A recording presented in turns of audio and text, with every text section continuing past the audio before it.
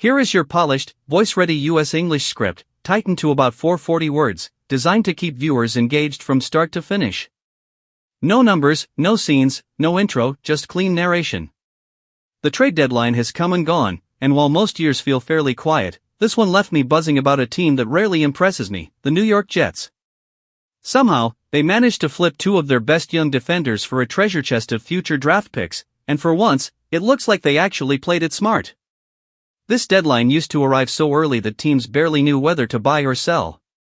Over the years it slowly moved later, but the league always resisted turning it into the frenzy we see in other sports. They didn't want late-season rentals or teams hoarding cap space.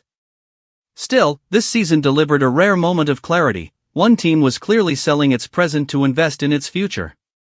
The Jets traded their star corner to Indianapolis for a massive haul, and moved their dominant defensive tackle to Dallas for long-term picks. What makes the first deal so impressive is how the Jets structured that contract earlier in the year.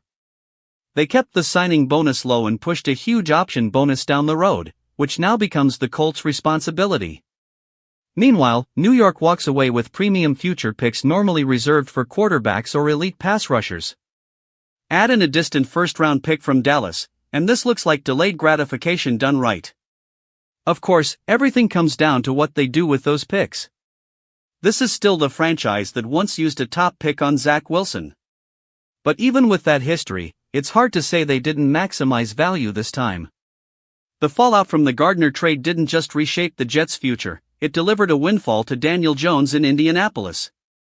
Jones arrived on a modest one-year deal, won the starting job over a former top draft pick, and now finds himself positioned to become the long-term answer simply because the Colts have no path to draft or trade for anyone else.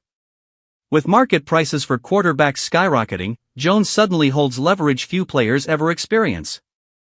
Amid all the buzz, the league also looks back on the legacy of former Commissioner Paul Tagliabue, a man whose leadership helped shape the NFL long before Roger Goodell took over.